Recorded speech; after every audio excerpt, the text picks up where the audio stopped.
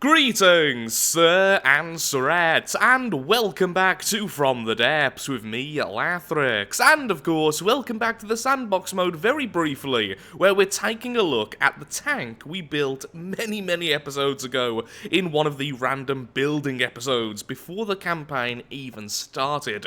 So this is the test tank. It ended up being a heavy armor killer. It could very easily kill other vehicles of similar size, and with much higher armor value because it's using heat shells and can very easily be swapped out for HESH shells, both of which do a very similar job, at least in terms of what they actually counter. And when it comes to the Ashes of the Empire campaign with the volume limit, very small craft are incredibly vulnerable to these two types of shells.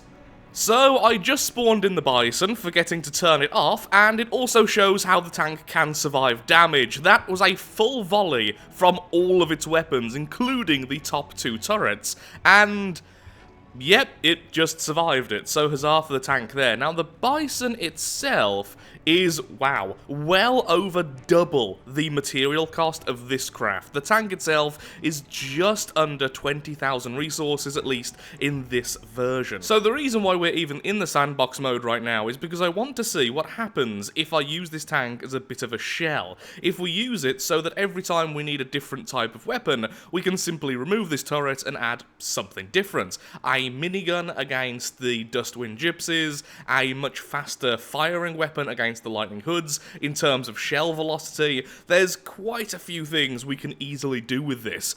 But first, let's just test out the more standardized ammo we have. Now remember, this is the Bison has heavy armor and everything else. It's not an easy kill. And it's like over double the resources of this tank. Oh, HESH shells. Either way though, it is already AI dead, and the target is down. And this tank can keep up that fire rate for over 2 minutes. Did I mention I'm quite happy with this tank? Because I kind of am. Now the thing is, HESH does struggle when the enemy uses things like wooden armor. I won't pretend to understand exactly why this is, but it gets mentioned a lot. Essentially, it's really good at countering super heavy armor, and then less good against things like this. So this is the King Cobra, which is actually cheaper than our tank. Let's see how the HESH shells do here.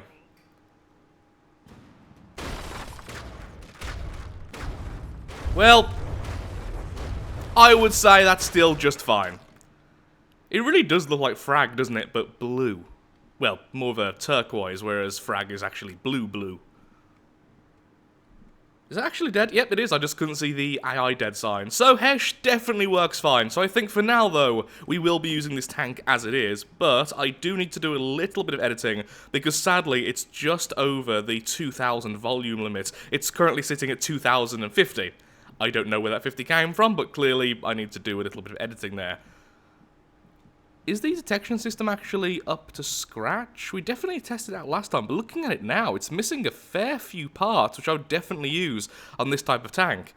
But we do have the detection systems currently on in the campaign, in the sandbox mode, and it worked there, but yeah, a little bit of editing needed, then we'll go straight back into the campaign, we'll save up for one of these, and then maybe we'll make our first aggressive push into either the Dustwind Gypsies or the Lightning Hoods.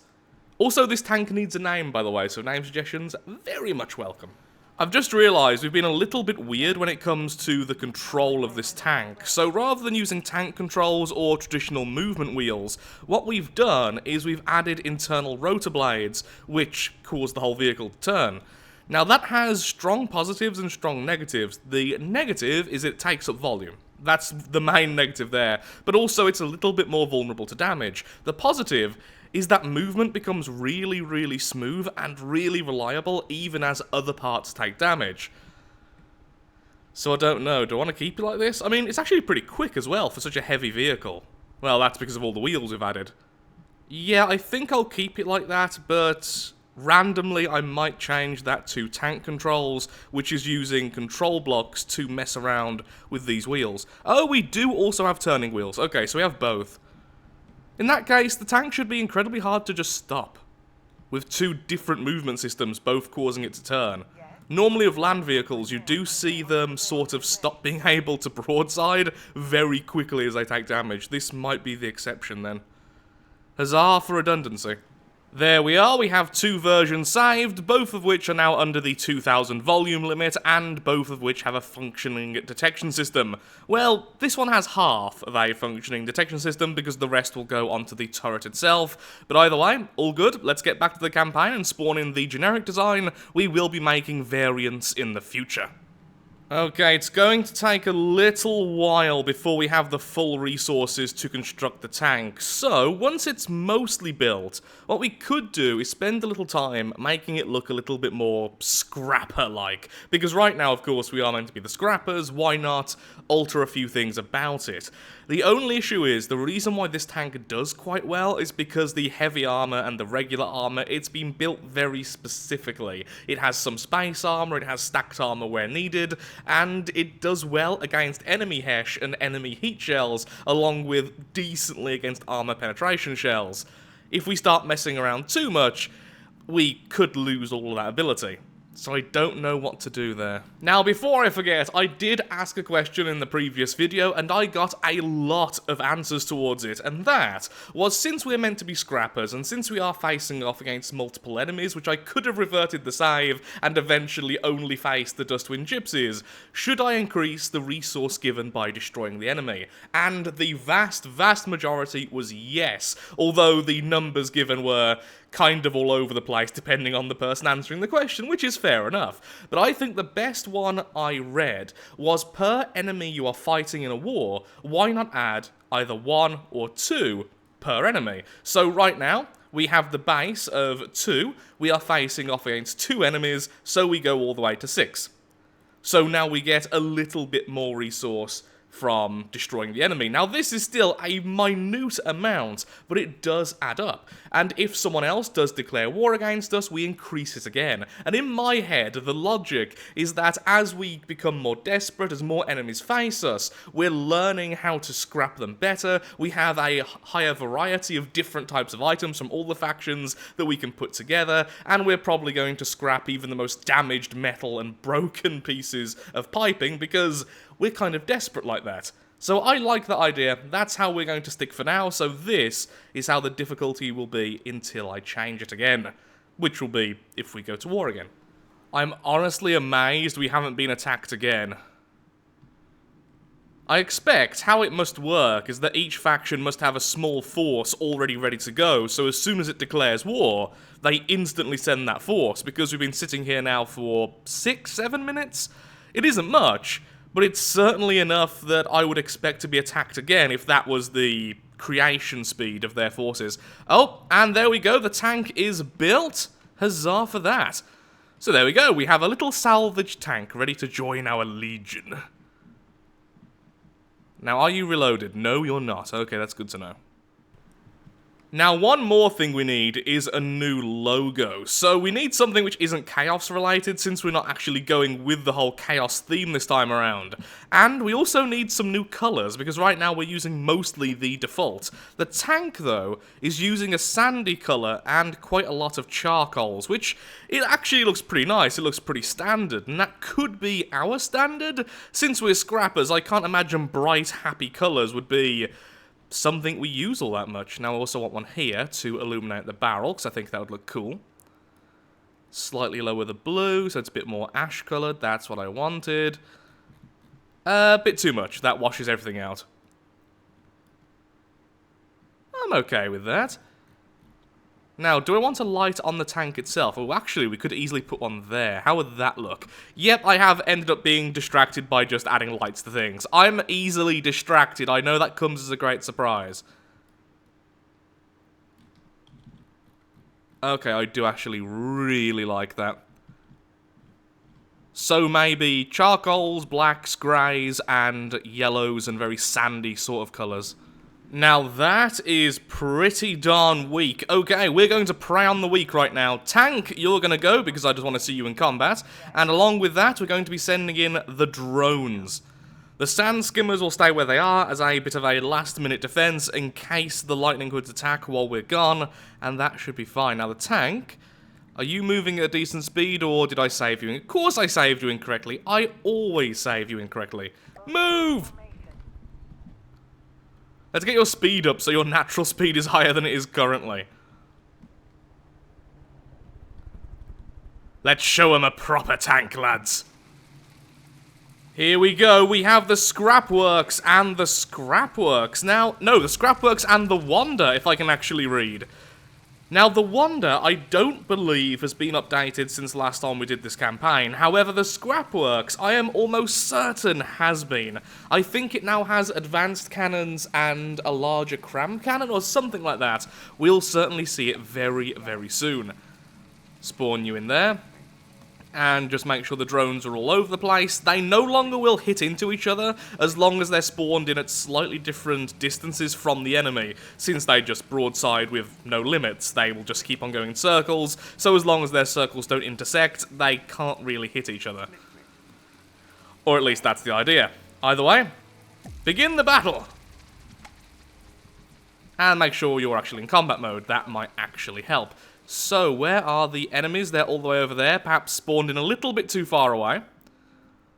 So we have the Wonder, which I believe just uses cram cannons and missiles still. Yep, that looks like it is the case.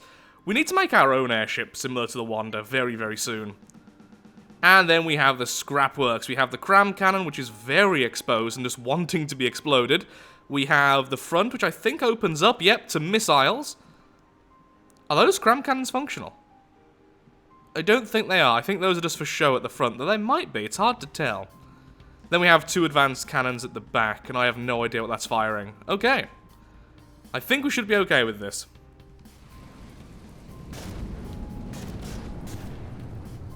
It's firing at a tank, however, we are firing at the Wonder, and missing horribly. Could you instead focus on this guy? Although saying that... Oh, I wish I was watching. 1 shell just hit from the tank, and this was the result.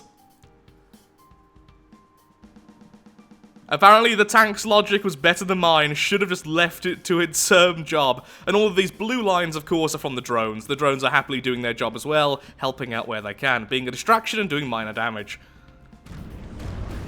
Lovely. Hit on the front. Sadly, didn't really take it out. Incoming a lot of missiles versus the tank. And we just sort of ignore them. Fine by me. Several shots being shot in retaliation, and down goes the front of the craft completely. Just crushing the armor, and that last hit destroying the main weapon. I'm going to say the enemy is no longer able to fight, which means I am completely okay to go ahead and watch it detonate. Now, why was that fire rate so staggered? Did I mess up with the... Oh, for Pete's sake. No, you're meant to be on 50, not on 100. Yeah, I was messing around with things before we went ahead and went to the campaign. I was going to say, I thought they weren't connected then. That would have been weird. Okay, all is good. The detection system seems to work just fine, even against aircraft, apparently. And the shells are brutal. Just utterly brutal. Now, the problem is... we can't continue to push forwards for too long because of the lightning hoods. We definitely got more resource than we lost during that fight, so let's go ahead and gather it up. The drones have some storage, so there we are. We'll go and take out this, then go back and reinforce ourselves.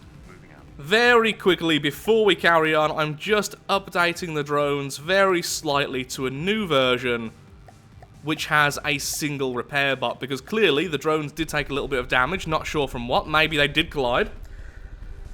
Maybe they didn't, not too sure. But either way, we need at least 1 repair bot on each, just so they can heal up outside of combat, so I can do this. There we go. All healing by themselves, I don't have to be on there, all is good. So what I really need to do with the drones is change the settings. Just change the altitude so they're a little bit higher. I will do that after this episode, because it does mean going into each of them, changing the settings, saving the settings. It would take a little bit of time, which we don't really have. Up next, we have the Desert Boa and the Sand Viper. Now, I'm fairly certain the Desert Boa is the vehicle which ended up really, really messing up on the main Up next is the Sand Viper and the Desert Boa. Now, I'm fairly certain the Desert Boa is the truck we saw really messing up on the main menu screen after we died the first time. I'm fairly certain. Let's see if we are correct. Well, apparently our cannon was very, very eager to fire even before I unpaused the game. And, oh dear, please don't mess up everything. And yep, it's definitely the truck. Now, if we hit the truck itself, the cab of the truck, I think we're going to instantly win. If we hit one of the turrets, it's going to look awesome. That's quite a large shot. That has the potential of actually doing some damage. Let's up here, fragment. Oh dear. Oh dear. Yeah, that was unfair. You seem to have become a little bit detached there, guys. The drone's happily killing the first target, and now we are indeed firing at the truck itself. Can you actually hit a target, please? Thank you. And we're done. It's no longer firing at that target. Is everything dead? Oh, that was just stupid. Okay, so I'm actually going to reload this because that was unfair. I don't like that.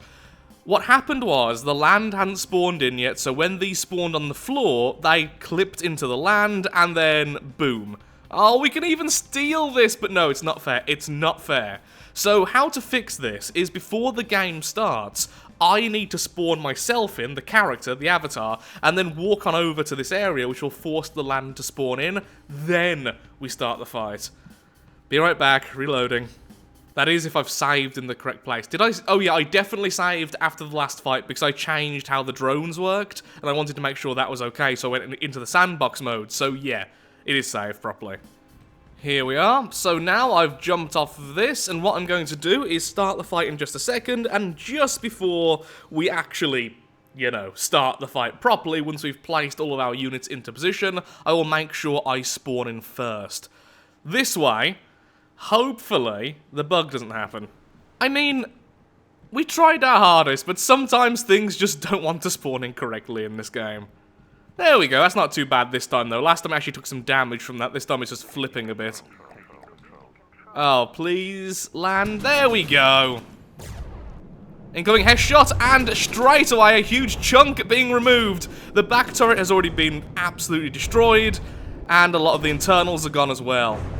Oh, HESH shells are so brutal! Yep, there goes the back. Now we're firing at the smaller target. One small hit on the side there, doing quite a lot, and that's really irritating. Please move in a more regular fashion. We're not designed to target this. Thank you! Oh, that was beautiful. I love this tank's gun.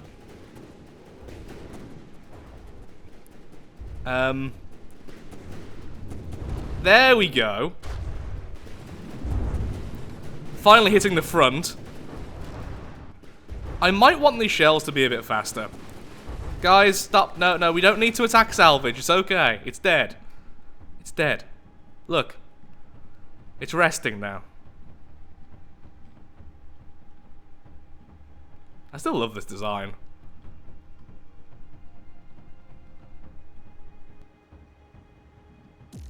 I think the tank has proved itself at least against the easiest faction in the game. Still no enemies though. I'm a little bit surprised by that, but I'm hoping that since we've now done this, we might be safe enough now from the Dustwind Gypsies, we can push the attack against the Lightning Hoods. If we can attack this tile, we're in a really good position. The rain really makes this game look dreary, so right now all of our forces are here waiting at the border of the Lightning Hoods. If they don't attack us very, very soon, we're going to try and take their tile.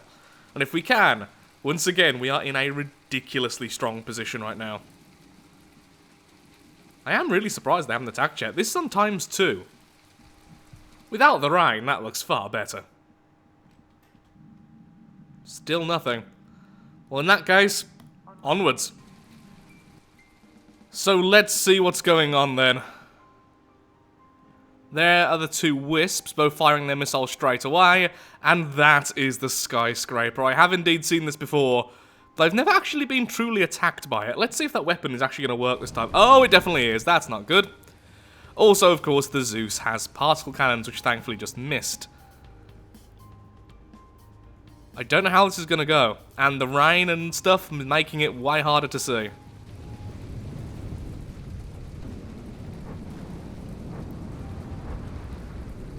Oh, several missiles heading towards the tower. That did nothing. Well, that's good. Oh, lasers hitting absolutely everywhere. Where's the tank currently? The tank is losing armor very, very quickly. Please hit with that shell. Thank you. Shield, but still. Okay, yep, there's some internal damage. Goodbye. Oh, no, no, no, no. The ammo's at the back. Please stop. Turn. Do something. Change. It's so hard to see what's going on right now. I'm trying to make it... Okay, so here's a problem. Because the tower has so much volume, the missiles, because they are radar guided, will always go towards it. It's the primary target. But it's just a lump of metal. The tank is like one step off from exploding right now as well, which doesn't help much. Thankfully, it is doing some good damage versus this fellow. Oh, look at that. So many internal explosions. One-on-one, despite costing half as much, it has won. However, it has lost its engine. The tank can no longer move. The tower's still up. Incoming friendly missiles to help out. Maybe. I mean, they're going after the other guy, which is fine, but still. A direct hit from the cannon. Sadly missing the second shot, though. It looks like the tower's defense system's off. How are we all looking? Not too bad, actually. Not too bad. We've definitely lost a drone. You know what? Nowhere near as bad as I thought. I could focus on the tower. Just taking it out with the tank would be great. Those HESH shells would do great versus it as well. Knock it out if you can. There we are. HESH shell straight at the top. And again, it will also be going after the AI. Oh, look at that. Just destroying the internals there. Is it AI dead? It is! We've killed the tower. The tower is down. We could capture it, but that's almost impossible. Are we close enough in any way? Oh. Camera, please stop. Why are you doing this? Thanks, camera. You're helping. You know what? I might be able to... No, 1 second. Nope, we didn't... Yeah, we didn't give ourselves enough time there. That's my fault. Goodbye, tower. Thank you for your resources.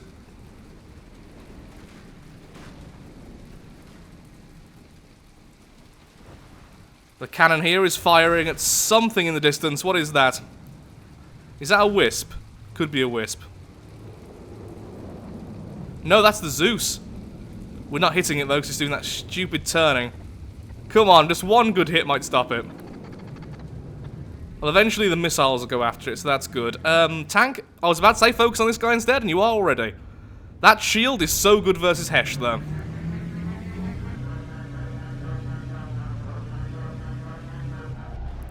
Come on, just one good hit through that shield. Thank you!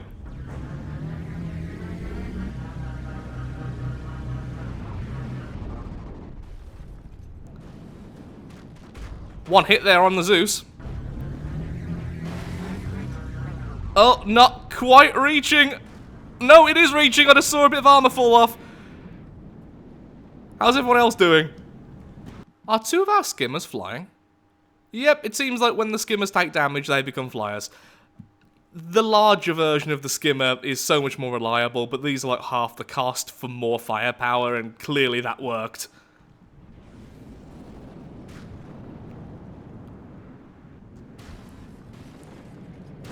Okay, you hit the Zeus there, taking out its top turret. That's great. The little drones are trying to kill the Wisp to some success. Oh, I see. Okay, so the tank's lost one of its ammo stores and one of its fuel tanks, causing me to stammer there. There goes the Zeus, in a glorious way, and finally the Wisp will go down as well. Eventually.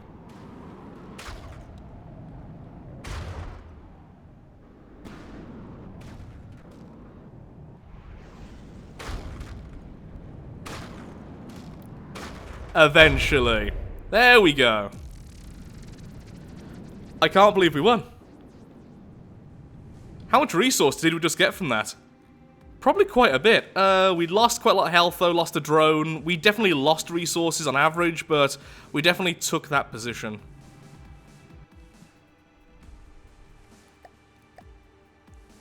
Yeah, we're definitely on ×2 growth factor. I'm just surprised that we haven't been attacked yet. Either way, though, what a great start. Everyone get back, repair up, and let's see if we get attacked soon. Well, I'm afraid I am all out of time for today's episode, so if you have enjoyed, then of course, likes, favourites, shares, comments, all that good stuff helps out me, helps out the channel, and most importantly, shows that From the Depths is a series you wish to see continued in the future. Today went stupidly well. I can't believe how well the tank has done, I can't believe how well the skimmers do still, and even the drones have proved themselves useful. We definitely need more tanks and different versions of it, and we definitely need some kind of airship. We also now have enough resources for either a whole swarm of drones, after I upgrade them, or another tank, or just the airship as soon as we make it, so I don't know which one we will be doing next. But for now, let's just fortify, and be happy that we won. Thank you so much for watching, and goodbye.